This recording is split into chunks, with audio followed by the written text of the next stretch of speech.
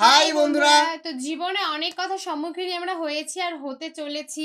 আজকে এমন কিছু ঘটনার সম্মুখীন হতে চলেছি যেই ঘটনাগুলো আমাদের শোনা একদমই প্রস্তুত ছিলাম না। তো ঘটনাটা কি সেটা তো অবশ্যই গাইস জানতে হবে যে কি হতে চলেছে আজকের ভিডিওটি। মানে ভিডিওটি এতটা ইম্পর্টেন্ট আজকের ভিডিওটি, মানে জাকির নাইট স্যারও হিন্দু একটা লোকের মানে লেকচার, যাকে এক কথা বলে জাকির নাইট স্যারকে মানে অনেক কিছু প্রশ্ন করা হয়েছে, সে সেই প্রশ্নের উত্তর দেবে আমাদের সেই হিন্দু ভাইকে। তো সেইটা নিয়ে আজকে টপিকটা হতে চলেছে। আর ভিডিও না দেখলে তোমরা কেউ কিছু বুঝতে পারবে না যে কি হতে চলেছে আজকের ভিডিওতে। একদম, তো আমাদের মেইন ভিডিও ডেসক্রিপশনে চলে আসবে, প্লিজ গাইস তোমরা ওখান থেকে চেক আউট করে নিও। তো চলো গাইস বেশি কথা না বলে আজকের ভিডিওটি শুরু করা যাক। পিস টিভি বাংলা, মানবতার সমাধান। সত্যপাল মালানি, উল্লাসনগর। আমার ধারণা ডক্টর জাকির নায়েক শ্লোক নিয়ে খেলা করছেন। উনি শুধু শ্লোক নিয়ে খেলা করছেন। ইসলাম এই পৃথিবীর মানুষকে ভাগ করেছে দুই ভাগে, একটা হলো মুমিন আর একটা হলো কাফির। অবশ্যই আমরা ইসলাম ধর্মের এই কথাগুলো বিশ্বাস করি না, মানতেও পারি না। তাই ইসলাম ধর্ম যেভাবে আমাদের সর্বজনীন ভ্রাতৃত্ব চাপিয়ে দিচ্ছে, সেটা আসলে কখনোই সম্ভব না। ইসলাম মানুষের মধ্যে শুধু বিভেদ তৈরি করে। তাদের মধ্যেও আছে শিয়া, সুন্নি, এছাড়াও ইসলামে আরো 70টা গোত্র আছে। হ্যাঁ, আমি আমার প্রশ্ন করছি, ইসলাম এটা দিতে পারবে না। পৃথিবীতে একমাত্র হিন্দু ধর্মই আমাদের সর্বজনীন ভ্রাতৃত্ব উপহার দিতে পারবে। একাম সত্তা বিপ্রবাহুদা ভদান্তি, একটু আগে আপনি বললেন। ইসলাম এটা কোনোভাবেই মানে না। গরু হত্যা করছে, কাফির হত্যা করছে, তাদের সম্পত্তি কেড়ে নিচ্ছে, লুট, নারী নির্যাতন। ইসলামই বলে ভ্রাতৃত্ব, তাহলে কিভাবে আসবে? আপনার মুখে ভ্রাতৃত্বের কথা আসলে শুধু শ্লোক নিয়ে খেলা করা। আপনি আসলে হিন্দু ধর্ম বলতে গিয়ে ইসলাম ধর্ম বলে ফেলেছেন। ভাই, আপনি বেশ কিছু মন্তব্য করেছেন। আর ইসলাম বলে ইন্নাল্লাহ মাস্তাবিরিন, নিশ্চয়ই আল্লাহ তাদের সঙ্গে আছেন যারা ধৈর্যশীল। ভ্রাতৃত্ব বজায় রাখতে গেলে আপনাকে ধৈর্যশীল হতে হবে। ধৈর্যশীল যদি আমরা না হই, তাহলে ভাইয়ের সাথে ভাইয়ের যুদ্ধ লেগে যাবে। একদমই তাই। ইসলাম বলছে সূরা আল বাকারার 153 নম্বর আয়াতে আছে ইন্নাল্লাহ মাস্তাবিরিন, নিশ্চয়ই আল্লাহ ধৈর্যশীলদের সঙ্গে আছেন। আর ভ্রাতৃত্ব বজায় রাখতে চাইলে ধৈর্যশীল হতে হবে। আর আমি এখানে উপস্থিত গুরুজনদের শ্রদ্ধা করি। তিনি হয়তো হিন্দু ধর্ম সম্পর্কে ভালো জানেন, তবে দুঃখিত যে আমি তার সঙ্গে একমত নই। ইসলাম সম্পর্কে তার জ্ঞান কিছুটা কম। আর ওনার সাথে আমি একমত যে ইসলাম ধর্মে মানুষকে দুই ভাগে ভাগ করা হয়। একটা হলো যারা বিশ্বাসী মুমিন, আরেক দল হলো কাফির, উনি যেভাবে বললেন। আর প্রত্যেক ধর্মেই দুই প্রকার মানুষ আছে, এমনকি হিন্দু ধর্মেও হিন্দু আর অহিন্দু। খ্রিস্টান ধর্মে খ্রিস্টান আর অখ্রিস্টান, ইহুদি ধর্মে ইহুদি আর নন ইহুদি, ইসলামে মুসলমান আর অমুসলমান। তাহলে ইসলাম আলাদা হলো কি করে? সবই দুটো ভাগ। আর আমি এখানে হিন্দু ধর্মের সমালোচনা করব না, কিন্তু আজকের এই লেকচারে আমি হিন্দু ধর্ম নিয়ে কথা বলবো। কারণ আমি বিভিন্ন ধর্মের একজন ছাত্র হিসাবে আমি বেদ পড়েছি, আমি উপনিষদ পড়েছি। তবে এখানে ছোট্ট একটা মন্তব্য করি। হিন্দু ধর্মগ্রন্থ বেদে আছে যে এই মানুষ জাতি সৃষ্টি হয়েছে সর্বশক্তিমান ঈশ্বরের 4টে অংশ থেকে। তার মাথা থেকে এসেছে ব্রাহ্মণ, বুক থেকে এসেছে ক্ষত্রিয়, আর উরু থেকে বৈশ্যরা ব্যবসায়ী জাত, আর পা থেকে শূদ্ররা বর্ণপ্রথা। আমি এটা নিয়ে মন্তব্য করতে আসিনি, আমি এটা চাই না। আমি চাই না হিন্দু ভাইদের মনে আঘাত দিতে। ইসলাম ধর্ম এটার অনুমতি দেয় না।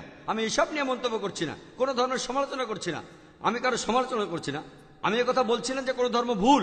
তবে আপনি যদি ভালোভাবে বেদ পড়ে থাকেন, আপনি এখানে সবাইকে বলতে পারেন বেদ কথা বলে কিনা যে স্রষ্টার মাথা থেকে ব্রাহ্মণ এসেছে, তার বুক থেকে ক্ষত্রিয়রা এসেছে, উরু থেকে এসেছে বৈশ্যরা ব্যবসায়ী জাত, বিদ্বান গোত্র, যোদ্ধা গোত্র, ব্যবসায়ী গোত্র, শূদ্ররা হলো সবচেয়ে নিম্নবর্ণ। আর ডক্টর আম্বেদকর এটা নিয়ে বই লিখেছেন। আমি সব খুলে বলছি না। হিন্দু ধর্ম আমি ভালোভাবে পড়েছি। আমি হিন্দু ধর্মের অনেক কিছু শ্রদ্ধা করি, বেশ কিছুর ব্যাপারে একমত নয়, এটা আমাকে আপনি বলতে বাধ্য করলেন। পবিত্র কোরআনে সূরা আনামের 108 নম্বর আয়াতে আছে তাহাদিগকে গালি দিও না আল্লাহকে ছাড়িয়ে তাহারা যাহাদিগকে ডাকে, কেননা অজ্ঞানতাবশত তাহারা গালি দিবে আল্লাহ সুবহানাহু ওয়া তাআলাকে। এখানে আমি হিন্দু ধর্মের ভালো দিকগুলো নিয়ে বলেছি। কথাটা হলো তারা এক ঈশ্বরের ধারণায় বিশ্বাস করে। আপনার প্রশ্নের ব্যাপারে বলি যে আপনি বলেছেন মুসলিমরা তারা মানুষ খুন করে, এছাড়াও তারা হত্যা করে, আপনি বললেন গরু, ঠিক আপনি এই কথা বলেছেন। এই সবগুলো অভিযোগের উত্তর দেওয়া দরকার, সময় এখানে কম, কয়েকটার উত্তর দিচ্ছি। অন্য কেউ প্রশ্ন করেন, আপনাদের সবার ভুল ধারণাগুলো আমি ভেঙে দেব, আমারও ভালো লাগবে। আর ভুল ধারণাগুলো ভাঙিয়ে দিলেই তারা ইসলামকে ভালোভাবে বুঝতে পারবে। এজন্য আমার লেকচারে সবসময় একটা প্রশ্নোত্তর পর্ব থাকে। আর আমরাও বলি, যখন কেউ সমালোচনা করে আমারও ভালো লাগে। যত বেশি সমালোচনা হবে তত বেশি বোঝাতে পারবো, তত ভালো করে ইসলামকে বুঝতে পারবেন। আমিও সেটাই করি। ইসলামও বলে সত্যকে ছড়িয়ে দিতে। হিকমার সাথে পবিত্র কোরআন সূরা নেহালের 125 নম্বর আয়াতে আছে, উদু ইলা সাবিলি রাব্বিকা বিল হিকমা ওয়াল মাউযিতিল হাসনা ওয়াজাদিলুম বিল্লাতি।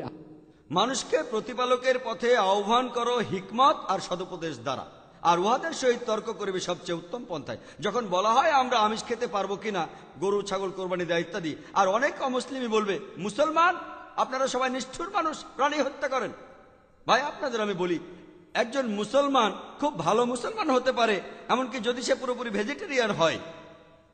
এটা বলা হয়নি যে আপনাকে অবশ্যই ভেজিটেরিয়ান হতে হবে ভালো মুসলিম হতে গেলে, কিন্তু পবিত্র কোরআনে অনেকবারই বলা হয়েছে যখন তুমি মাংস খেতে পারো তখন মাংস খাবে না কেন। পবিত্র কোরআনের সূরা মাইদার 1 নম্বর আয়াতে উল্লেখ আছে, বলা হয়েছে যে ইয়া আইয়ুহাল্লাযিনা আমানু, হে মুমিনগণ তোমাদের অঙ্গীকার পূর্ণ করিবে, আর তোমাদের জন্য কিছু চতুষ্পদ প্রাণীকে হালাল করা হইয়াছে আর কিছু প্রাণী হারাম। পবিত্র কোরআনের সূরা নাহলের 5 নম্বর আয়াতে উল্লেখ আছে যে আল্লাহ চতুষ্পদ জন্তু সৃষ্টি করিয়াছেন যাহাতে তোমরা শীত নিবারণ করিতে পারো, এবং উহাতে বহু উপকার রহিয়াছে, এবং উহা হইতে তোমরা আহার করিয়া থাকো। পবিত্র কোরআনের সূরা মুমিনুনের 21 নম্বর আয়াতে উল্লেখ আছে তোমরা চতুষ্পদের মাংস আহার করতে পারো।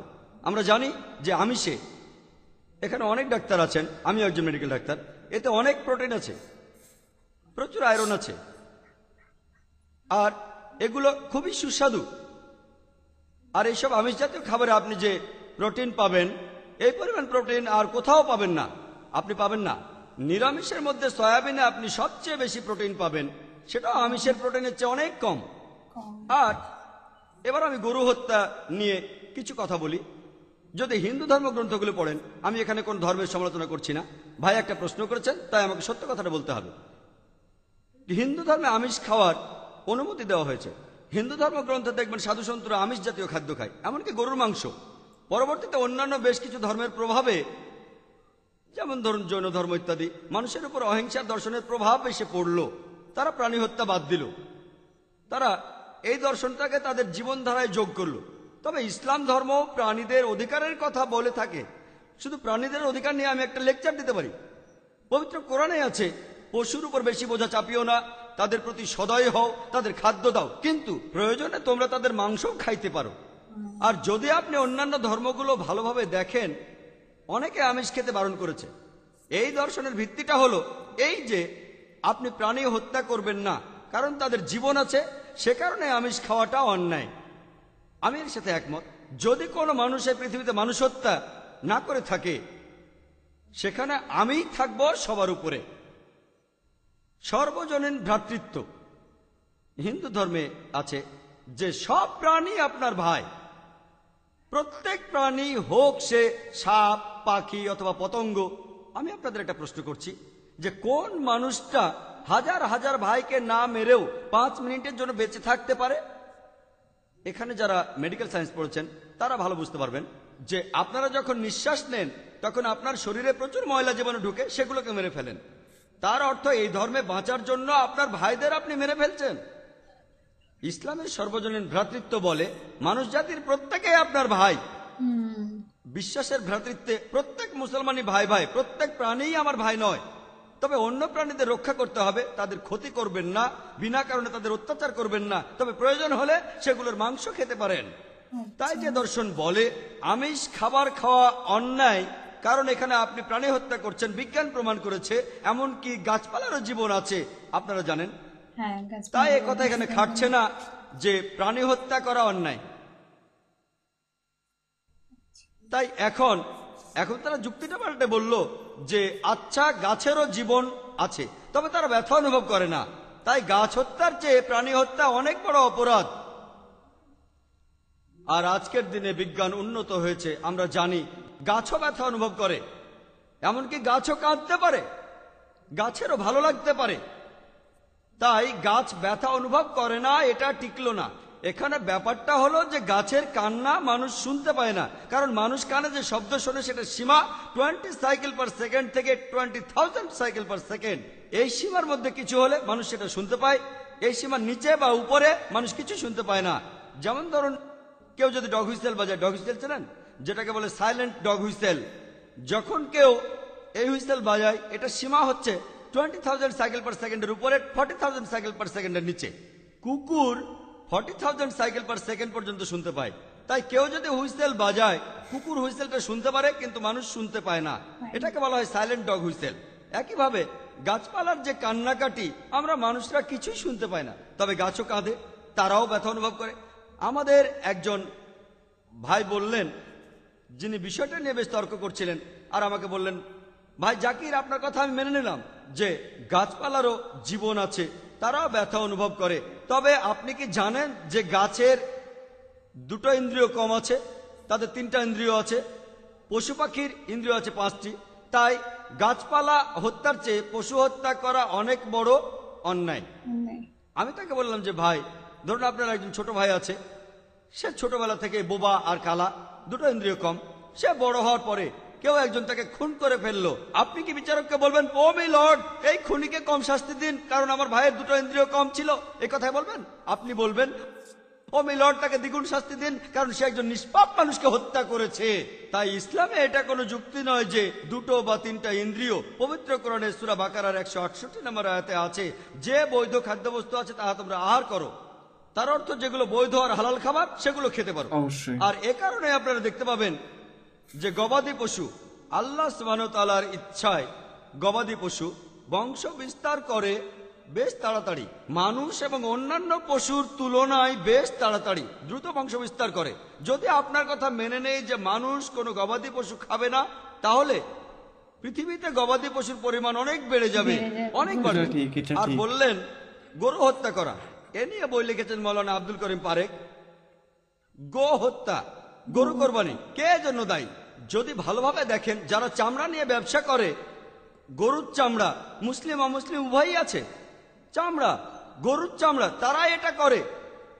তাই এটা থেকে যারা উপকার পাচ্ছে এই গোহত্যা থেকে, তাদের মধ্যে মুসলিমদের চেয়ে অমুসলিমরাই বেশি।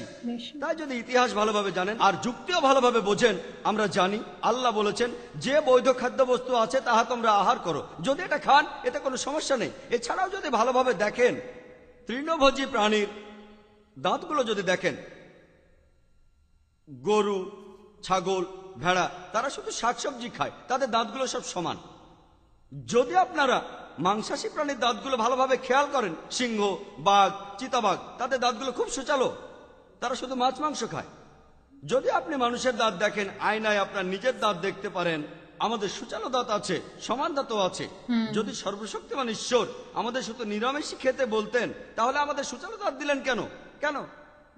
আমিষ খাওয়ার জন্য। যদি আপনারা তৃণভোজী প্রাণীদের পরিপাকতন্ত্র ভালোভাবে খেয়াল করেন, গরু, ছাগল, ভেড়া, তাদের পরিপাকতন্ত্র শুধু নিরামিষই হজম করতে পারে। মাংসাশী প্রাণীগুলোর পরিপাকতন্ত্র, বাঘ, সিংহ, চিতাবাঘ, তারা শুধুমাত্র আমিষ হজম করতে পারে। আর আমাদের মানুষের পরিপাকতন্ত্র আমিষ নিরামিষ দুটোই হজম করতে পারে। যদি সর্বশক্তিমান ঈশ্বর আমাদের শুধু নিরামিষই খেতে বলতেন, তাহলে কেন এমন পরিপাকতন্ত্র দিলেন যেটা আমিষ নিরামিষ দুটোই হজম করতে পারে? তাই বিজ্ঞান যদি পরীক্ষা করেন, সৃষ্টিকর্তা আমাদের আমিষ নিরামিষ দুটোই খাওয়ার অনুমতি দিয়েছেন। আশা করি উত্তরটা পেয়েছেন। যদি আপনার অন্য কোনো প্রশ্ন, কোনো ভুল ধারণা থাকে, আমি আনন্দের সাথে তার উত্তর দেব। একবারে একটা ধারণা বলবেন যাতে আমি তা দূর করার সময় পাই। আপনাকে ধন্যবাদ। অবশ্যই, মানে কি বলবো গাইস, সত্যি মানে জাকির নাইট স্যারের সাথে প্রশ্নই কারো মানে কমতি কারো রাখবে না, সবাইকে রিপ্লাই সে দিয়ে দেবে। আর ঠিকই সুন্দর একটা রিপ্লাই দিল, খুবই ভালো লাগলো ভিডিওটি। একদমই তাই, মানে যে প্রশ্নটা ছিল যে বেদ নাকি মিথ্যে না খেলা করছে, এইসব হানি জানি কিছু প্রশ্ন, মানে আমি তো প্রশ্ন শুনে অবাক হয়ে গেলাম যে এরকম এরকম ধরনের কোনো প্রশ্ন হয়, আমরাও ফার্স্ট টাইম শুনলাম। আর ভিডিওটি তোমাদের কেমন লাগলো তোমরা অবশ্যই গাইস কমেন্টে জানিও, কারণ তোমাদের কমেন্টের ভিডিও গাইস আমরা করলাম, তো তার জন্য তোমাদের অবশ্যই গাইস কমেন্ট করতে হবে কেমন লাগলো আমাদের ভিডিও। একদমই তাই, তোমাদের কমেন্টের উপর ভিত্তি করে কিন্তু আমাদের নেক্সট ভিডিও আসতে চলেছে। তাই তো অবশ্যই কিন্তু এই ভিডিওটা দেখো, প্লাস কমেন্ট করো, প্লাস পরের ভিডিও তোমরা কি দেখতে চাও সেটার জন্য তোমরা কমেন্ট করো অবশ্যই গাইস। তো চলো গাইস, আজকে কোনো বেশি কোনো কথা বলতে চাই না, তো চলো গাইস নতুন কোনো ধামাকাদার ভিডিওতে তোমাদের সাথে আবার দেখাবে। আজকের মতন এখানেই, টাটা।